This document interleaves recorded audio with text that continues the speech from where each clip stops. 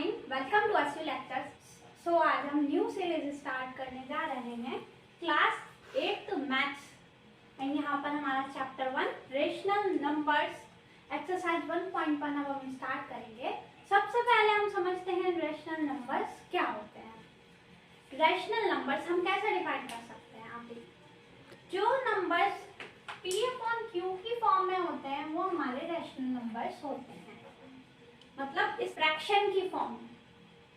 ठीक है, इसको हम फ्रैक्शन भी बोलते हैं कि ये आपस में फ्रैक्शन में है। ठीक है, इन्हीं को हम रैशनल नंबर्स कहते हैं। एंड यहाँ पर P एंड Q क्या होता है? P एंड Q यहाँ पर इंटीजर्स। इंटीजर्स आप किसी भी नंबर को ले सकते हैं। 1 एक इंटीजर है, 2 एक इंटीजर है, -1 एक इंटीजर है, -2 एक इंटीजर है, -3 एक इंटीजर है एंड सो ऑन। 2, 3, 4, 5 सब क्या है? इंटीजर्स हैं। ठीक है, बट Q जो है वो 0 नहीं हो सकता है। Q जो है वो 0 नहीं हो सकता है। P अगर 0 हो गया सो फिर तो सब 0 है। Q 0 क्यों नहीं हो सकता? Q 0 नहीं हो सकता। Q 0 के इक्वल नहीं हो सकता। क्यों नहीं हो सकता? अगर डिनोमिनेटर 0 के इक्वल हो जाता है ना, सो वो कंडीशन हमारी नॉट डिफाइंड हो जाती है, अनडिफाइंड हो जाती है। उसको हम डिफाइन नहीं कर सकते। ओके, सो डिनोमिनेटर में 0 नहीं हो सकता, तो Q जो है वो इक्वल नहीं हो सकता है 0 की। ठीक है, P हो सकता है। अगर P 0 हो गया तो तब तो सब 0 हो जाएगा। ठीक है, बट Q जो है वो 0 नहीं हो सकता इस कंडीशन में, फ्रैक्शन की कंडीशन में, रेशनल नंबर्स की कंडीशन में। ओके, सो यहाँ पर अगर मैं एग्जांपल लूं रैशनल नंबर्स, सो मान लीजिए यहाँ पर मैं कुछ एग्जांपल्स लेती हूँ। 1/2 इस फॉर्म में है, P/Q की फॉर्म में है और इंटीजर्स है, या P भी इंटीजर है एंड Q भी इंटीजर है, तो Q 0 के इक्वल तो नहीं है, तो ये एक रैशनल नंबर है। 2/3 एक रैशनल नंबर है। आप कुछ भी नंबर लिख लीजिए, ये माइनस में है, माइनस में ये भी तो इंटीजर ही है। P जो है यहाँ पर हमारा, सो -1 है, ये एक रैशनल नंबर है। कुछ भी लिख सकते हैं आप इसी तरह। तो ये जो फ्रैक्शन में होते हैं, डिनोमिनेटर न्यूमरेटर, तो जो इस फॉर्म में होते हैं इनको हम फ्रैक्शन भी कहते हैं एंड रैशनल नंबर्स भी कहते हैं। सो अब हम स्टार्ट करते हैं एक्सरसाइज 1.5। सो यहाँ पर हमारे पास चैप्टर 1 है रैशनल नंबर्स, एक्सरसाइज 1.1 हम स्टार्ट कर रहे हैं। सो यहाँ पर फर्स्ट क्वेश्चन है, यूजिंग एप्रोप्रिएट प्रॉपर्टीज फाइंड। हमें कुछ प्रॉपर्टीज यूज करके फाइंड करना है ये। ओके, प्रॉपर्टीज बहुत सारे तरीके की हैं, जैसे कि हमारी closure property, associative property, commutative property, distributive और भी है। बट हम जो क्वेश्चन में जो प्रॉपर्टी यूज होगी तब उस प्रॉपर्टी को हम समझेंगे। ठीक है, अब जैसे इस क्वेश्चन में हम जो प्रॉपर्टी यूज करेंगे हम सिर्फ उस प्रॉपर्टी को पहले समझेंगे, अकॉर्डिंग टू क्वेश्चन चलेंगे। ओके, सो सबसे पहले आप यहाँ पर ये समझिए, ये हमारे पास क्वेश्चन है -2/3 इंटू 3/5 प्लस 5/2 माइनस 3/5 इंटू 1/6। सो अब हमें इसको क्या करना पड़ेगा? सबसे पहले आप ये देख सकते हैं, इसकी रीग्रुपिंग कर दीजिए। अब रीग्रुपिंग आप कहेंगे कैसे होगी, वो हम करते हैं। 2/3 इंटू 3/5 एंड अब ये आपको सेम नजर आ रहा होगा, और ये जो है ये इसके साथ मल्टीप्लाई में है और ये जो है ये इसके साथ मल्टीप्लाई में है। तो अगर मैं ऐसे करके लिख दूं तो इसमें कोई फर्क तो नहीं है। इसको मैं इधर लिख देती हूँ 5/2। ओके, ये वाला जो 3/5 है ये इसके साथ मल्टीप्लाई में है, ये वाला जो 3/5 है इसके साथ मल्टीप्लाई।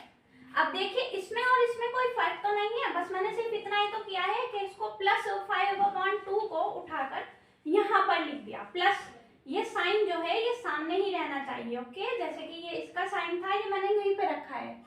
ठीक है, इसी तरह मैंने इसको यहाँ पर कर दिया है। ओके, तो इसमें और इसमें कोई फर्क नहीं है, बस हमने क्या किया है, रीग्रुपिंग की है। आप ये समझ लीजिए। तो मैं यहाँ पर लिख भी देती हूँ बाय रीग्रुपिंग। अब मैं फिर से बताती हूँ आपको कि इसमें और इसमें कोई भी फर्क नहीं है। ओके, बस हमने इसको रीग्रुपिंग की है।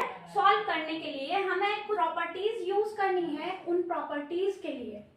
ओके, तो फिर अब हम देखते हैं यहाँ पर, अब जब हम आगे सॉल्व करेंगे तो अब हम देखते हैं 3/5 यहाँ पर भी आ रहा है एंड 3/5 यहाँ पर भी आ रहा है।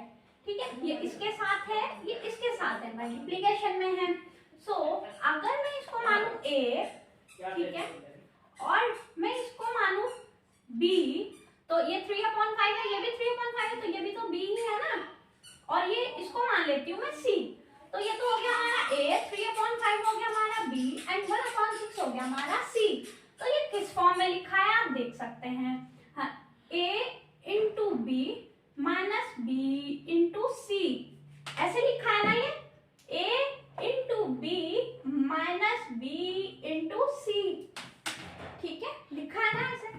तो अगर मैं यहाँ पर यूज करूं डिस्ट्रीब्यूटिव प्रॉपर्टी, सो डिस्ट्रीब्यूटिव प्रॉपर्टी क्या होती है, अब जैसे कि ये लिख दिया हमने, ठीक है, इसको अगर मैं यहाँ से जो बी ये कॉमन ले लूं, ये मैं कॉमन ले सकती हूँ, इसमें से भी कॉमन ले सकती हूँ, इसमें से भी, क्योंकि ये दोनों में है। तो डिस्ट्रीब्यूटिव प्रॉपर्टी में हम क्या करते हैं, जैसे कि मैंने ये लिखा है यहाँ 3/5 है जो हमारा, वो हमारा b है, तो वो इसके साथ भी मल्टीप्लाई है, इसके साथ भी मल्टीप्लाई है। ठीक है, सो अब हम अगर b को कॉमन लें तो हम b को कॉमन कैसे लेंगे, जब हम b को कॉमन लेंगे तो अंदर क्या बचेगा, a बचेगा, b हमने कॉमन ले लिया माइनस, ठीक है, b हमने कॉमन ले लिया तो यहाँ पर c बचेगा। ठीक है, तो ये हमारी है डिस्ट्रीब्यूटिव प्रॉपर्टी। तो अब हमें ये पता चल रहा है कि हाँ यहाँ पर क्या यूज होगा, डिस्ट्रीब्यूटिव प्रॉपर्टी यूज होगी। तो अब हम चलते हैं आगे। अब देखिए आप, ये तो हमारा हो गया। अब अगर मैं लूं b a माइनस c, ठीक है, तो हम यहाँ पर कैसे करेंगे, 3/5 को जो है वो कॉमन ले लेंगे, 3/5 को कॉमन ले लेंगे तो हमारा होगा 3/5, अंदर क्या बचेगा, ब्रैकेट में 2/3, और ये तो हमने कॉमन ले लिया, इसकी जगह 1 आ जाता है, और अगर 1 आप किसी भी चीज से मल्टीप्लाई करते हो तो वो ही आता है, तो इसका मतलब हमें यहाँ पर इंटू 1 लिखने की तो कोई जरूरत नहीं है। ठीक है, तो यहाँ पर हमारा माइनस 2/3 आ गया है एंड ये माइनस, और ये हमने कॉमन ले लिया तो हमारा क्या बचा, 1/6 आ गया ये इसी फॉर्म में। ये हमारा b है, ये a माना है हमने, और ये c माना है हमने। ठीक है, तो यहाँ तक तो हमने ये कर लिया है, यहाँ तक तो हमारा ये सब आ गया है। अब बचाइए, इसको भी लिख दीजिए आप 5/2। ठीक है, ठीक चल रहा है ना बिल्कुल। तो यहाँ पर हमने कौन सी प्रॉपर्टी यूज करी है, ये जो प्रॉपर्टी यूज की है हमने इस फॉर्म से इस फॉर्म में कन्वर्ट किया है। हमारे पास ये फॉर्म थी, हमने इस फॉर्म में कन्वर्ट किया है ना। ठीक है, तो कौन सी प्रॉपर्टी यूज हुई है यहाँ पर, बाय यूजिंग डिस्ट्रीब्यूटिव प्रॉपर्टी। आप इसको ऐसे कर सकते हैं, एक तरह से डिस्ट्रीब्यूट ही हो रहा है यहाँ पर, ऐसे ले सकते हैं ना आप। जैसे मान लीजिए 3/5 है, तो अब देखिए आप 3/5 जो है वो इसके साथ भी डिस्ट्रीब्यूट हो रहा है और इसके साथ भी डिस्ट्रीब्यूट हो रहा है, तो इस तरह से आप याद रख सकते हैं कि हाँ ये डिस्ट्रीब्यूटिव प्रॉपर्टी है। ठीक है, तो अब कोई बात नहीं, अब हम आगे सॉल्व करते हैं। 3/5 हमें पहले ब्रैकेट सॉल्व करना है, हमें पहले ब्रैकेट सॉल्व करना है। अब ब्रैकेट सॉल्व करने के लिए सबसे पहले यहाँ पर हमें एलसीएम लेना होगा। ठीक है, एलसीएम 3 और 6 का एलसीएम लेना होगा, क्योंकि हमें डिनोमिनेटर जो है उसको एक करना है। तो हम यहाँ पर एलसीएम लेते हैं 3 और 6 का। तो सबसे पहले ये देखिए आप, 2 से स्टार्ट करना होता है, तो 3 तो 2 के टेबल में नहीं आता है, नहीं हो सकता, बट 6 तो हो सकता है ना, तो हम 2 से स्टार्ट करेंगे। 3 तो ऐसे एज इट इज रहने दीजिए, एंड 2 3s are 6 होता है, ये हमें पता है। ठीक है, and 3 1s are 3 1s are, तो हमारा एलसीएम क्या हो गया, इनको मल्टीप्लाई कर दीजिए, एलसीएम क्या निकल गया, 6 निकल गया। ठीक है, 3 और 6 का जो हमने एलसीएम लिया वो हमारा आ गया 6। अब देखिए आप इसको कैसे सॉल्व करना है।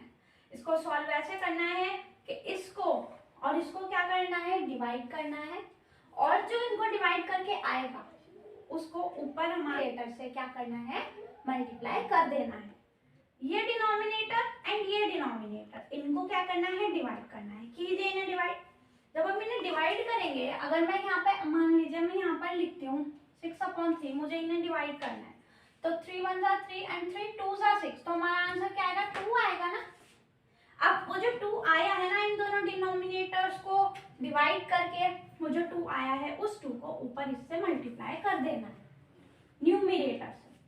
तो इसको किया तो 2 आया, एंड 2 2 जा 4 होता है, तो -4 आएगा, एंड फिर ये माइनस लगेगा, 6 से 6 को डिवाइड कर दीजिए, 1 आएगा, और इस 1 को कहाँ, ऊपर न्यूमरेटर से मल्टीप्लाई कर दीजिए, जैसे हमने इधर किया है इसी तरह मल्टीप्लाई कर दीजिए, तो 1 ही आएगा, 1 1 जा 1। ओके, सो अब बचा क्या है, +5/2 एज इट इज लिख दीजिए। स्टेप बाय स्टेप चलना है, किसी तरह की कोई कंफ्यूजन नहीं है यहाँ पर। सो यहाँ पर इनको ये माइनस माइनस क्या होता है, प्लस होता है। ठीक है, माइनस माइनस प्लस होता है, तो यहाँ पर इनको जब मैं प्लस कर दूंगी तो 4 and 1 5 हो जाएगा। अब साइन बड़ा कौन है, 4 बड़ा है या 1 बड़ा है, 4 बड़ा है ना, तो माइनस का साइन है, नेगेटिव में है 4 जो है हमारा, तो हमारा वो माइनस में आ जाएगा, -5/6। Okay, and +5/2। ठीक है, ये आप देख सकते हैं ये मल्टीप्लाई में है, तो यहाँ पर ये और ये कैंसिल हो रहे हैं, और ये भी 5 1 जा 5 5 1 जा 5। ठीक है, 3 1 जा 3 3 2 जा 6। अब बचा क्या है, ये मल्टीप्लाई में है ना, तो 1 1 माइनस का 1 बचा है ऊपर, एंड नीचे बचा है 1 2 जा 2, -1/2 बचा है। ठीक है, एंड ये +5/2। अब फिर से हम क्या करेंगे, एलसीएम लेंगे। यहाँ पर तो एलसीएम आप साफ देख सकते हैं 2 ही आएगा। लीजिए यहाँ पर एलसीएम 2 and 2, तो 2 1 जा 2 2 1 जा 2, 2 आ गया ना एलसीएम। जब सेम होता है तब लेने की जरूरत नहीं होती, तब तो बस यही एलसीएम है। सो अब आप देख सकते हैं यहाँ पर हमने लिख दिया 2। मैंने जैसे यहाँ पर आपको बताया कि कैसे सॉल्व करना है, इसी तरह यहाँ पर भी है। हमने क्या करा था, ये इनको डिवाइड किया था डिनोमिनेटर्स को, और जो आंसर आया था डिवाइड करने के बाद उसको ऊपर मल्टीप्लाई कर दिया। तो बिल्कुल इसी तरीके से इन डिनोमिनेटर्स को आप डिवाइड कीजिए। डिवाइड करेंगे तो 1 आएगा, 2 से 2 कैंसिल हो जाएगा डायरेक्ट, तो 1 आएगा, एंड जो 1 आया है उसको ऊपर क्या कर देंगे, मल्टीप्लाई कर देंगे। सो -1, और ये प्लस, फिर इनको इसके साथ भी ऐसे ही होगा बिल्कुल। इसको और इसको क्या करेंगे, हम डिवाइड करेंगे, डिवाइड करने पर 1 आएगा, और उस 1 को ऊपर मल्टीप्लाई कर देंगे, तो 5 से मल्टीप्लाई करेंगे तो 5 आएगा, 5 1 जा 5। ठीक है, सो अब यहाँ पर देख सकते हैं आप, माइनस है ये प्लस है, माइनस प्लस क्या होता है, माइनस होता है। सो जब हम 5 को माइनस करेंगे, 5 -1 करेंगे तो हमारा क्या आएगा, 4 आएगा, एंड अपॉन 2। अब ये जो 4 है ये प्लस का आएगा या माइनस का आएगा, वो बड़ा कौन है, 1 बड़ा है या 5 बड़ा है, 5 बड़ा है। सो इसका मतलब जो बड़े के आगे का साइन होता है वही लगता है, तो यहाँ पर प्लस में ही आएगा 4। अब देखिए इसको आप डिवाइड कर सकते हैं इजीली, 2 1 जा 2 एंड 2 2 जा 4, सो 2 इज इट्स आंसर। ओके, सो ये हमारा सेकंड पार्ट है। तो सबसे पहले तो मैं कहूँगी ये आप खुद ट्राई कीजिए। चलिए अब हम देखते हैं, 2/5 इंटू -3/7 -1/6 इंटू 3/2 प्लस 1/14 इंटू 2/5। सो अब यहाँ पर आप देख सकते हैं 2/5 एंड 2/5 हमें, और इसके साथ ये 2/5 इसके साथ मल्टीप्लिकेशन में है, ये वाले 2/5 इसके साथ है, और यहाँ पर 2/5 नहीं है। सो अब हम फिर से वही करेंगे, हमें रीग्रुपिंग करनी होगी। तो कीजिए इंटू -3/7, सो 2/5 ये हम यहाँ पर लिख देंगे, प्लस प्लस 1/14 इंटू 2/5, ये हो गया। और ये -1/6 इंटू 3/2। ओके, इसमें और इसमें किसी तरह का कोई भी फर्क नहीं है, क्योंकि देखिए अपने साइन का भी बिल्कुल ध्यान रखते हुए सिर्फ इसे उठाकर इधर रख दिया एंड इसे उठाकर इधर रख दिया। साइन तो हमने किसी तरह का कुछ चेंज नहीं किया ना, सिर्फ हमने क्या किया है, रीग्रुपिंग की है। ठीक है, इसमें और इसमें कोई फर्क नहीं। तो हम देखते हैं रीग्रुपिंग। ठीक है, तो अब यहाँ पर देखिए आप, इसको मैं मान लेती हूँ a 2/5 को, -3/7 को मान लेते हैं b, 1/14 को मान लीजिए c एंड 2/5 तो है ही a। तो हमारी ये क्या बन रही है, मल्टीप्लाई में है और ये प्लस में है और ये मल्टीप्लाई में है। ठीक है, ये हो गया। अब इसमें भी हमें यही नजर आ रहा है कि यहाँ पर भी हमारी डिस्ट्रीब्यूटिव प्रॉपर्टी यूज होगी। तो अगर मैं यहाँ से इसके साथ ये b के साथ मल्टीप्लाई में है, यहाँ पर c के साथ, तो अगर मैं इस a को कॉमन ले लूँ तो ब्रैकेट में क्या बचेगा, b प्लस c। ठीक है, a हमने कॉमन ले लिया तो वही वाला हो गया, डिस्ट्रीब्यूटिव प्रॉपर्टी इसमें भी यूज होगी। तो हम क्या करेंगे, हम 2/5 को क्या करेंगे, कॉमन लेंगे, मतलब a को कॉमन लेंगे। तो मैं कैसे लिख दूँ, 2/5, ब्रैकेट में क्या बचेगा, b बचेगा, b प्लस c बचेगा, है ना, b बचेगा तो ये तो 1 हो गया, -3/7 प्लस 1/14। ठीक है, आ गया ये इस फॉर्म में।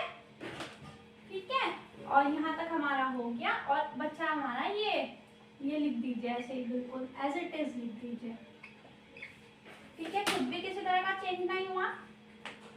चलिए, अब हमें सॉल्व करने के लिए क्या करना होगा, इनका एलसीएम लेना होगा, डिनोमिनेटर्स का एलसीएम लेना होगा। 7 एंड 14 का एलसीएम लीजिए। यहाँ पर 7 तो 2 से नहीं हो सकता बट 14 हो सकता है, तो 7 एज इट इज लिख दीजिए एंड 2 7 14 हो गया। अब 7 एक प्राइम नंबर है, वो सिर्फ खुद से डिविजिबल होता है, 7 1 एंड 7 1 जा। सो हमारा एलसीएम क्या आ गया, 14 आ गया, 2 7 14 होता है। सो इसमें एलसीएम आ गया हमारा 14। ओके, अब जैसे हमने अभी फर्स्ट पार्ट में किया था, बिल्कुल इसी तरह डिनोमिनेटर्स को पहले डिवाइड करना है, जो डिवाइड करके आएगा उसको ऊपर न्यूमरेटर से मल्टीप्लाई कर देना है।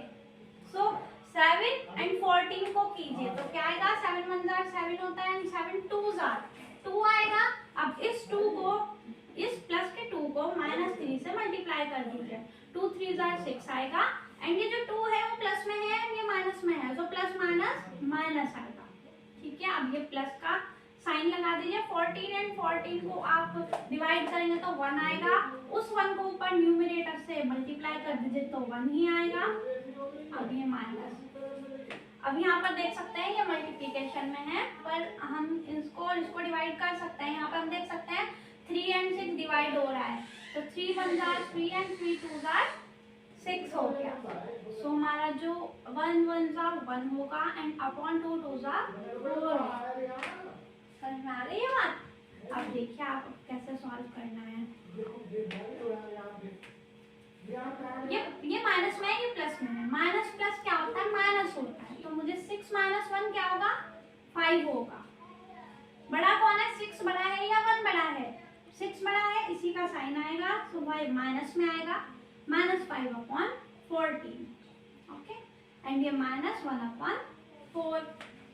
ठीक है, तो यहाँ पर ये मल्टीप्लाई में है, ये मल्टीप्लाई में है, तो यहाँ पर 5 1 5, 5 से 5 कैंसिल हो रहा है एंड 14 क्या 2 से कैंसिल हो रहा है, 2 के टेबल में आता है, 2 से डिविजिबल है 14। यस, 2 1 2 एंड 2 7 क्या होता है, 14 होता है। ठीक है, तो ये हमारा क्या है, यहाँ पर भी 1 है, यहाँ पर भी 1 है, 1 1 1 होगा एंड ये प्लस का 1 है, ये माइनस का, तो प्लस माइनस क्या होगा, माइनस होगा। मल्टीप्लाई कर रहे हैं हम ये अपॉन, ये मल्टीप्लाई में ही तो है आपस में, 1 7 7 होगा। -1/4। अब इसको सॉल्व करने के लिए भी हमें एलसीएम लेना पड़ेगा। एलसीएम लीजिए 7 और 4 का। यहाँ पर 7 तो 2 से नहीं हो सकता बट 4 हो सकता है। सो 7 एज इट इज, 2 2 4 हो जाएगा। 7 एज इट इज, 2 1 2 हो जाएगा। एंड 7 एक प्राइम नंबर है जैसे कि हमें पता है, वो किसी से डिविजिबल नहीं हो सकता। सो ये इनको मल्टीप्लाई कीजिए तो हमारा क्या आ जाएगा, एलसीएम आ जाएगा 2 × 2 × 7, 2 2 4, 4 7 28। एलसीएम हमारा क्या आ गया, 28 आ गया। ठीक है, तो अब हम देख सकते हैं, हम फिर वही करेंगे। हम क्या करते हैं, इसको डिवाइड करते हैं। अब 7 1 तो 7 हो गया एंड 7 4 28, तो 4 आया ना। इस 4 को हम क्या करेंगे, न्यूमरेटर से मल्टीप्लाई करेंगे। सो माइनस का 4 आ जाएगा। 4 1 4 होता है। ये जो 4 आया था ये प्लस का है और 1 जो है वो माइनस का है। सो प्लस माइनस माइनस, इसलिए माइनस में 4। अब ये वाला माइनस यहाँ पर लगा दीजिए। अब 4 और 7 को डिवाइड करो तो 4 1 4, 4 7 अब इस 7 को ऊपर मल्टीप्लाई कर देना है 1 से। 7 1 7 आ। ठीक है, मुझे लगता है आपको अच्छे से समझ आ रहा होगा।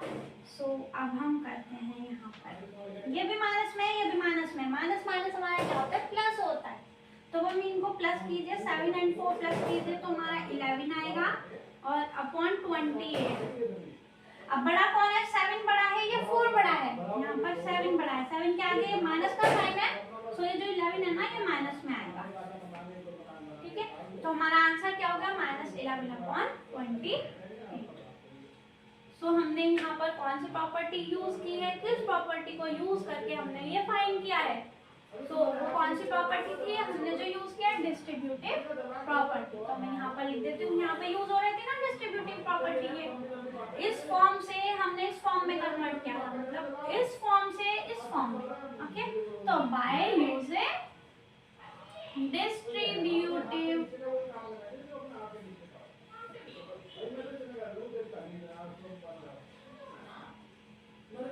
प्रॉपर्टी।